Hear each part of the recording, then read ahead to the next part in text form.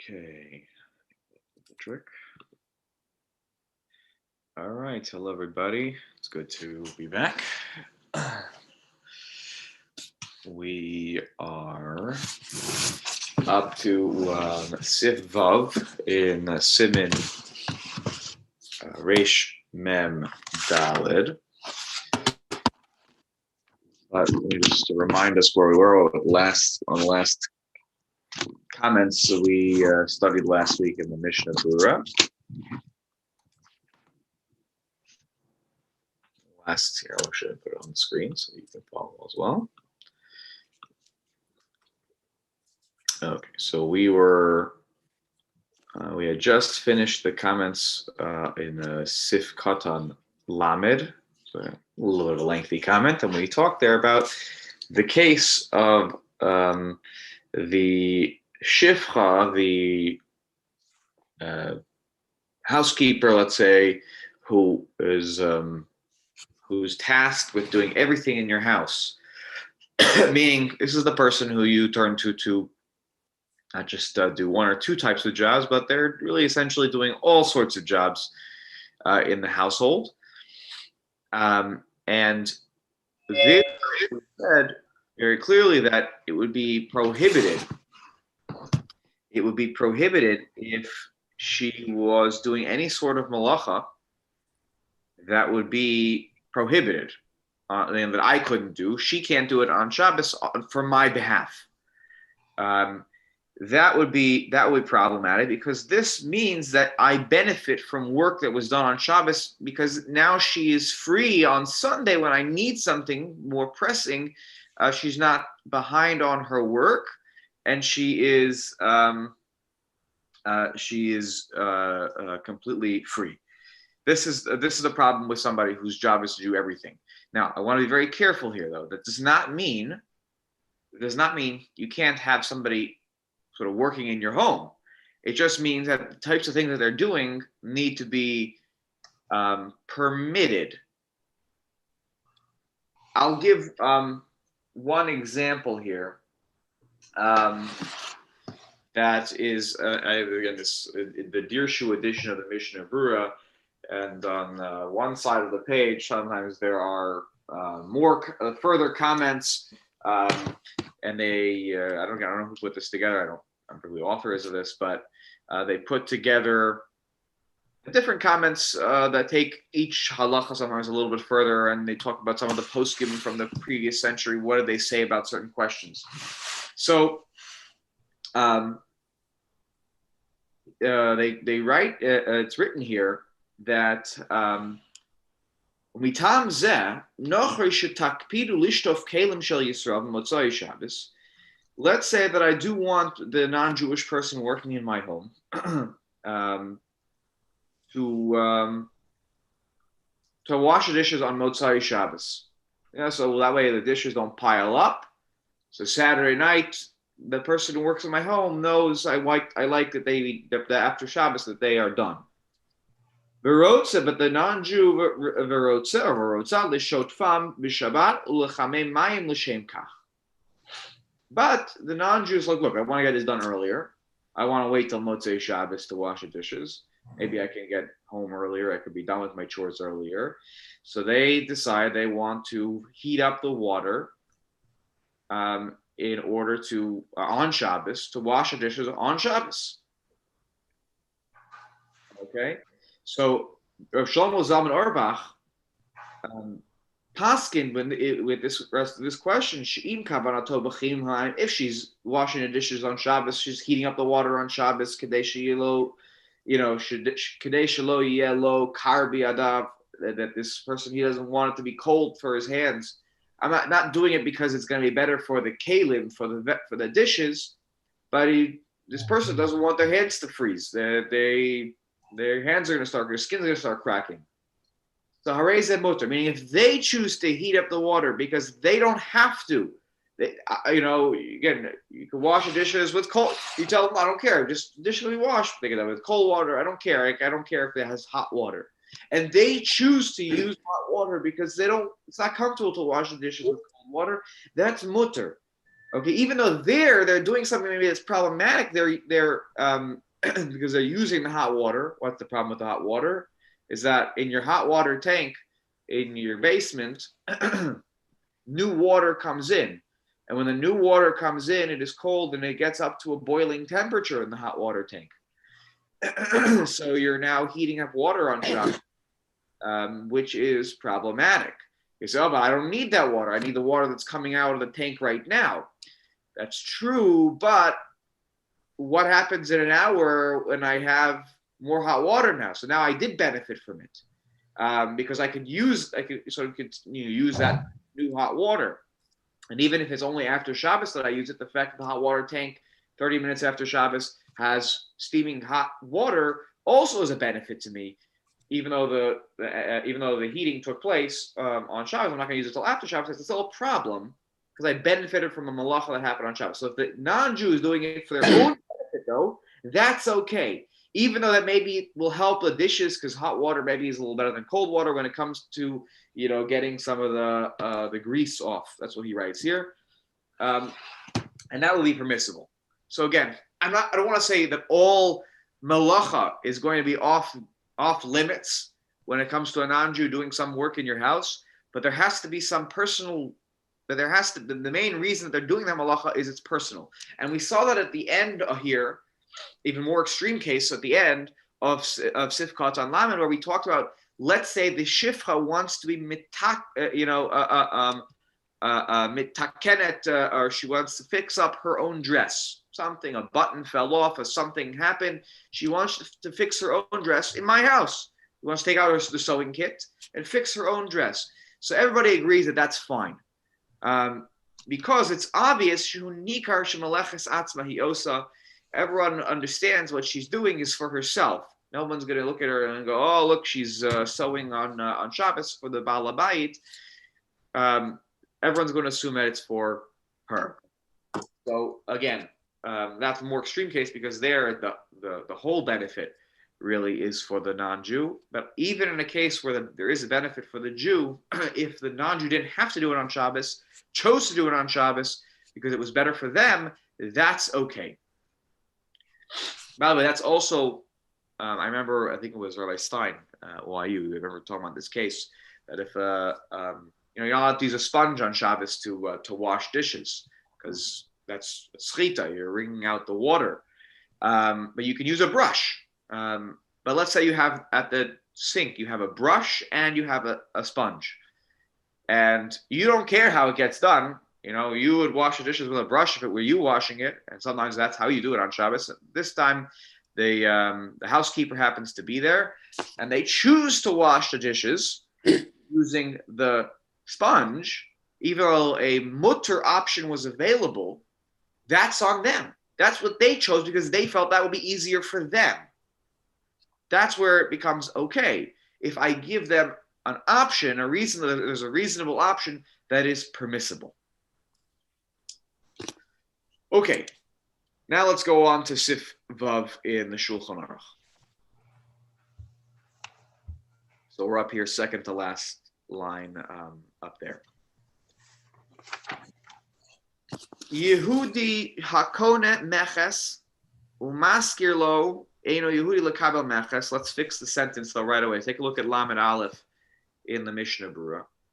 He says, again, the sentence reads that a Jew who acquires a meches. What's a meches? Any guys, you know what meches is? It's a tax. I mean, they used to pay the ruler a certain amount of money for the privilege of collecting the taxes. Excellent. And, yes. They got more, they got more. Exactly. You paid a fixed number to the king, to the governor, to whoever was in charge of the taxes in the province, and you then turned around and collected the taxes. And as Steve said, if I collect, I already paid a fixed price or whatever the arrangement is. I paid something to the non-Jewish ruler, and now I get to collect the taxes. So what happens? Get to collect it. I hire a non-Jew. The wording was look at Lamed Aleph here. Umaskir lo eno Yehudi. maskir would be like I rented it out to a non-Jew. That's not exactly what's happening here. So really, what's the lashon? Halashon eino miduyak. The Mishnah Berurah writes, ki hakavanahu shesocher es ha'eino Yehudi. Really, he was trying to say the language is not 100% careful here. The case makes much more sense if you say that what you did is that you sold the to the non-Jew the opportunity to collect the taxes on Shabbos. Right? I, as a Jew, cannot collect taxes on Shabbos. I'm doing business. I'm dealing with money. It's not for me to be doing on Shabbos. But I get a non-Jew involved who will collect it. So what's happening here? I basically sell it to him for Shabbos. I make some money, right? So he pays me on Friday, and I say, whatever you collect on Saturday, it's yours. Enjoy it. You collect more, you collect less, whatever happens. Okay, let's go back up here. So this arrangement is mutter. It is permissible in hu bikiboles, if it's got a kablonus arrangement, as I mentioned a moment ago. So Friday, before Shabbos, I sell to him. If you, and here he gives the case here. Dahainu she'omerlo. I tell the non-Jew lishetikabe mea dinarim. When you collect 100 dinarim, I'll give you a cut. Here's what I'll give you. I'll give you $20. You collect 100, I'll give you 20. Now, there is a question that one could ask here. How is this exactly the same kind of kablonus case? And we'll touch on that in just a moment, as the ones we've talked about in the past. Rama adds on here, V'chein yuchal lahaskir hameches lekol, turn the page, shabasos le'eno Yehudi. You can sell the meches. You're always the Shabbos tax collector. Every week. You can have a multi-week arrangement where you allow this person to go out and collect taxes on Shabbos. V'ha'eno Yehudi yikach harevach shel Shabbosos la'atzmo. And or you can have the arrangement where he takes everything for himself. I don't get a cut of it in this arrangement. Maybe I sell it to him, and it's good. In the first example, which I should have been more careful, it sounds more like a situation where I do get the profits, but they get a portion of the profits if they get a certain amount of the job done. So it's up to them. They don't want to collect enough of the taxes. They don't need to get any money. If they collect enough taxes, they get a big. They get paid. So it's, did you do the job, right? It's this, to me, by the way, sounds a little bit more. I know it says kiboles. It sounds a little bit like a sharecropper arrangement, right? If you collect 100 dinarim, so you get kach v'kach. Okay, but nonetheless, the Shulchan Aruch said it's mutter, and the Rama. Yeah, Rob, the word kiboles would indicate that he's a contractor. Right. And if he's a contractor, and if you hold like the Ramah, that the Eino Yehudi keeps 100% of what he collects, why would the Jew do it in the first place? What's he getting involved in? Is there no benefit for him at all? And if there is a benefit from him, isn't he running around the prohibition, the halachic prohibition? So the idea being here is that he does get some money, meaning if I sell I sell you the rights to be the tax collector on Saturdays. So I make some money on that. You can imagine if there's a really big city. Well, two things, right? If there's a big city, there are a lot of taxes to collect, and taking time off may be challenging for the tax collector, because think about the arrangement. This is the second point. The arrangement was the Jew paid the government official a boatload of money to be the tax collector. Now said Jew is down a bunch of money, and Yankel, his son, has to go to yeshiva, and he wants to feed his family, and he needs money. now he's desperate because he paid all the money up front. He needs to make it back, and hopefully what he's hoping is that he'll make more than what he paid, right, in the long haul, in the long run here. Otherwise, yes, why is he getting involved in this whole business? And the idea here is that he needs the money on a rolling basis, right? Every day he's got to pay for the milk. He's got to pay for whatever has to be paid for. And so when he sells on Friday, here, you can collect on Shabbos, that's him trying to be able to make ends meet, from a day-to-day basis. So we can't forget that. He probably is down a lot of money. If the person is very wealthy and they have a big savings account. So you're right. Why do they have to get involved in selling on Saturday? They don't have to do this at all, and they'll just not work on Saturdays. But we'll see in a moment here that it sounds like this type of person is a little bit desperate to get money fast. And again, the job of tax collecting may be a slow job because you have to literally go door to door to collect the taxes. And you probably deal with people who are tax evaders and, and so on and so forth. So I think there's a lot of incentive here to get money fast. And that's why you're selling the Shabbos, because you're at least trying to make something from those days. You're willing to give up a little bit of profit so that you get more money now. Okay, so let's take a look. Oh, sorry, one last phrase here, right? So v'lo chayshina, we're not worried here. Sheyomru litzorach Yisrael hu oser. When the non-Jew is collecting on Shabbos, we're not worried. Oh, he's doing litzorach Yisrael, because everyone knows who the tax collector is in the neighborhood, right? It's Avram, the tax collector.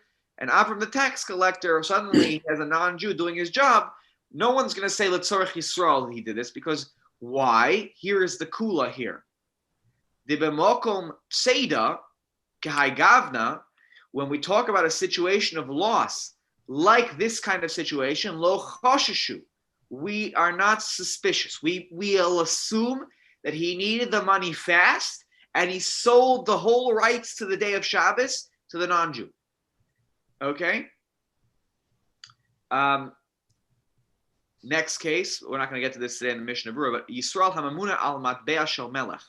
Let's say there's a Jew who is in charge of the Matbea of the king. What's a Matbea? The seal, the ring, the coinage.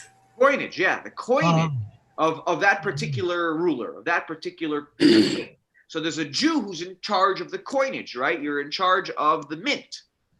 Dino kedin hamamuna al hameches, right? Money needs to continuously be made, right? Sometimes your coins, you can't just take a break. You're in charge of it, and your job, that you were hired to ensure that there's enough coins in, this province, in this state, in this country.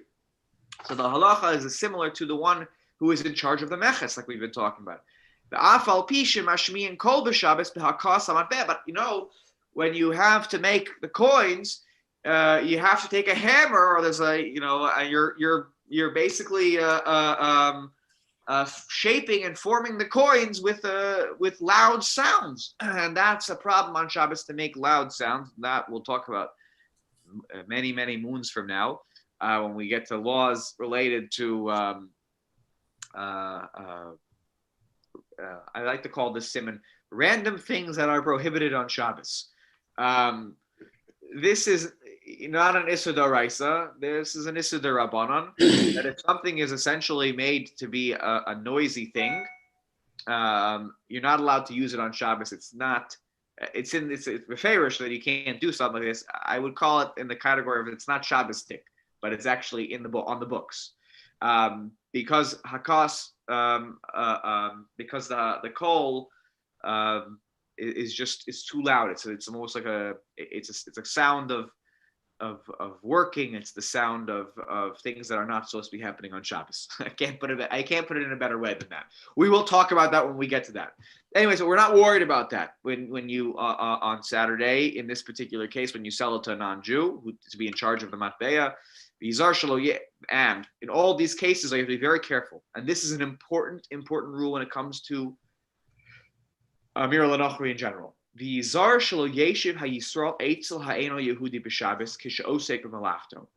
as the Jew who maybe gave the work to the non-Jew to do in a permissible fashion, kiboles, or I sold the whole thing altogether. You cannot be there with the non-Jew when they're doing the work, right? Whether it's the matbeya or the kabbalah sameches, because when you are there, forget that people will now assume that you're in charge and you're telling this person what to do. But at that point, you are maybe actually going to do that. You might actually come to tell them what to do. Imagine you have a permissible arrangement. Here's the biggest problem with having somebody work on your house on Shabbos in your house at the same time.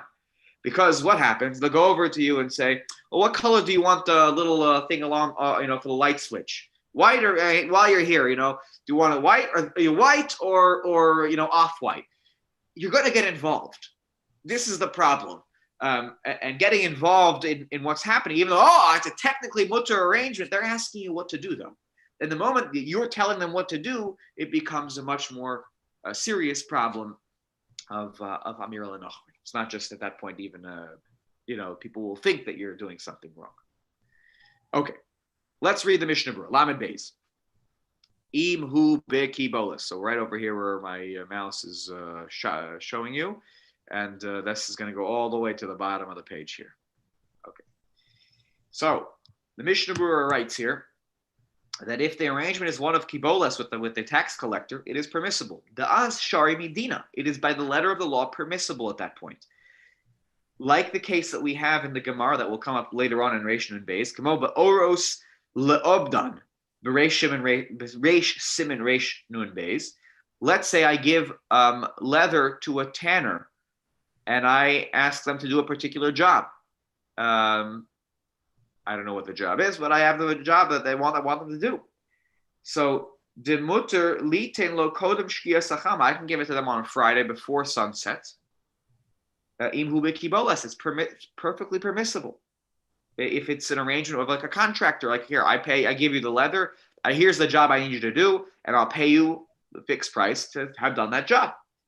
Why? Why is that permissible? If they choose to do it on Shabbos, that's their own problem. I was happy to pick it up on Monday. Could have done it on Sunday. So if you chose to do it if the non-Jew chose to do it on Shabbos because that was better for them, so that's their choice.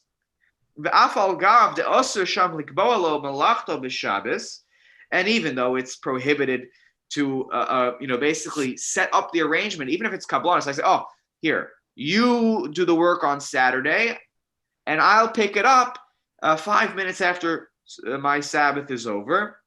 That kind of arrangement is not prohibited, because I'm forcing the work to be done on Shabbos. And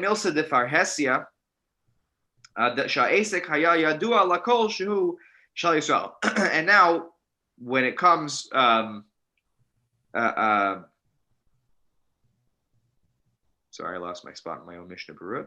That's like Afal Gav the Osir Sham Likboa Malachto Shabbos. The Have Milsa Difar Hesia Sha'esa Kayadu La Kol Shu Shal Yisrael.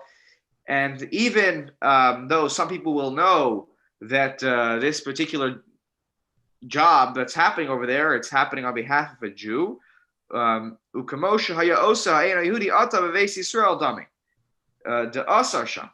So he transitioned here to talking about the tax collector case. So the tax collector case, we've said before, things that are in the public sphere are prohibited on Shabbos, even bekiboles, because of Maris Ayin. Everyone will know that Yankel is a tax collector. And now Yankel seems to have a representative who's collecting the taxes for him. So isn't this Milsa de Farhesia? Oh, but it's a personal arrangement. But yeah, what happened to the Maris Ayin concern we've had previously? And he says here, and everyone will know that the Asek is on behalf of the Jew. And it's like if you're doing the work and the non-Jews doing the work in the Jewish house. So how come this is okay? As I said here, the kula in this situation is because of great financial loss. The Adam, and this is a very important phrase here. The Adam bahul al mamono. A person, I love to translate this word bahul as gets mishuga about their money. people don't always make rational decisions when it comes to their money. Not that they don't do the right thing with their money, but they will rationalize away things they do that may not be so correct when it comes to their money. Well, I don't want to lose my money. And suddenly, we see in the Gemara, Rava is the one who, I believe, in the Masechah Shabbos puts forward this principle of Adam Bahul Al Mamono as a reason to sometimes permit certain things that would have been otherwise prohibited midrabanan. Because otherwise, people, when it comes to their money, they will even do isurim de oraisa if you don't give them a way out on a derabanan level. Because people, when it comes to their money, they don't want their possession. They want their possessions and their cash to go away. As he writes here, v'ishlo sharisle, if you don't let this tax collector arrangement happen, which is not a deraisa issue. Okay, we're talking about a derabanan, maybe a marisayan concern. Osi legavos be'atzmo. The Jew will be like, I need money now. And the Jew will go around and start collecting the money on Shabbos. Not from Jews probably, but from the non-Jews in town. The Yavo lidei isura doraisa. And then there'll be an issa doraisa involved. What's the issa doraisa? What's the tax collector have to do? It's a must, part of the job. Shema yichtov pitka kederech hamochsim. If you're a tax collector, you have to keep records. You have to keep records of who paid you. Did they pay you the full amount? Is there any leftover? All right, so you don't end up. You have to know, so you can go to every house and collect from every house. So you have to write as part of the job. And if you don't let the Jew do this arrangement, he'll do it himself, and he will come to write on Shabbos. That's a daraisa, because that's what mochsim have to do. The tax collectors have to do this. So lefiza mashra the memeches she'ein kosmin, if there is such a tax where you wouldn't write. Kagon, I don't know what kind of tax he's talking about here. If you know, please let me know. Oson shalokhin mine ma'achal b'meches. If the type of collection that happens here is food collection for the taxes, you're a tax collector of food, not cash. So apparently they wouldn't write. I'm not sure why you wouldn't write, to keep track of it still. But asur afilu al yedei eino Yehudi. Then you can't have this arrangement on Shabbos because there's no deoraisa that I might come to violate. Even if I don't allow you to do this. Aval, according to one opinion. But Aval Taz U'Magen Avram Maske, the two Achronim, the Taz and the Magen Avram, conclude, and they ruled Afilu B'Ofen Zeh Sharina. They say no. Even in the food collection case, that's permissible. Ali the Eino Yehudi Mishum Pseda, because there is Pseda, there is great loss, and perhaps also there could be. Right. So that basically saying that once we have allowed the category of meches collecting because of a loss, that's permissible no matter if there's writing involved or not. Once the heter is there, the heter is there across the board for this case of tax collecting. Mihu be'atzmo asur, if the person themselves does it, that's problematic. Asur lekabel af hameches shalmine machal, even the food taxes, you can't collect those on Shabbos. Even if it's not coming from outside the tchum on Shabbos, so it's permissible for me to carry. And it's not like I'm hunting here, where there's a deraisa of hunting. That's problematic, or the fruit or the grains are mechubar. They're not mechubar. Why is it problematic, even for myself, to do it on Shabbos? And it's not money itself, because of mimtzo cheftzecha. Again, this is it talked about in Siman Shir Vav. Again, and this goes in the Siman in the category of things that are asur on Shabbos because it's not something you do on Shabbos. It's an issa darabanan. Comes from a pasuk in Yeshayahu, mimtzo cheftzecha v'daber davar. That you're taking care of your own stuff. These are your own. It's your own business. Business. You shouldn't do business on Shabbos, even though there was no money that was transferred here. It was just food, grains. Okay. Next sentence here. Yehudi shesachar bishul hamelech min hasar. Let's say a person acquired from the minister to be the cooker of salt. You produce salt. This is your job. Yeah, it's an interesting job. You make the salt in this, province. Okay, it's an interesting job. So that requires obviously bishul. You have to be able to cook the salt in order to prepare it, I guess. I'm not an expert on this one. So anyway, he says, mutter lahaskilo poalim bekiboles. I'm allowed to hire workers in a kiboles fashion, right? She'im yaselo kach v'kach malach. If you produce X amount of salt, yitain lo kach v'kach. Then you get the reward basically. So, if you choose to do more than that, less than that, I don't care. It's a fixed number, and you get it if you produce. And you're using my vessels to make the salt. You're using my wood to heat the fire. Shari, that's still permissible.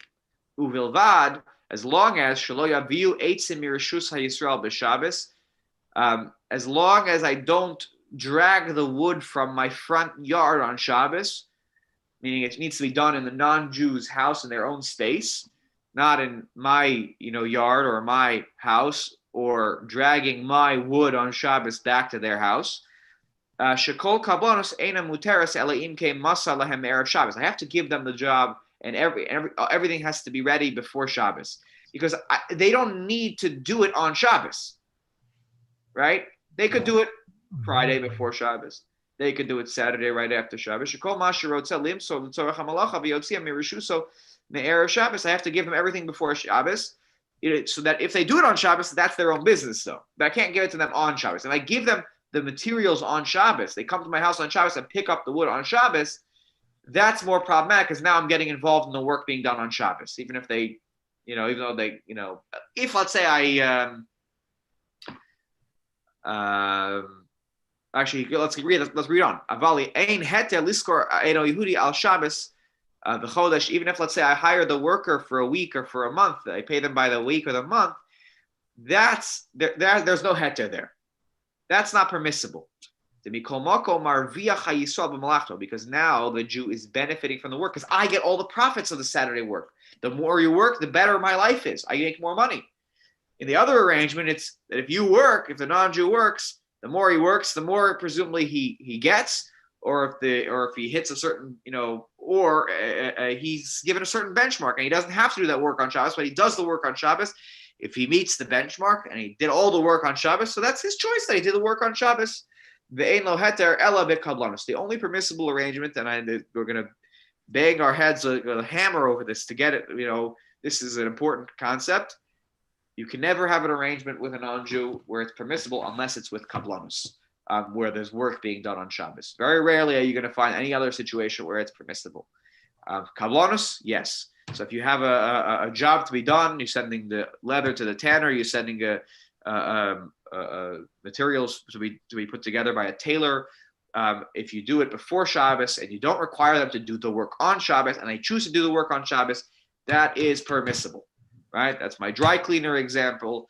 I even thought more about Hinda's case about the car, that you hand. I really think it's fine, because I don't think it's as farhesia as it needs to be.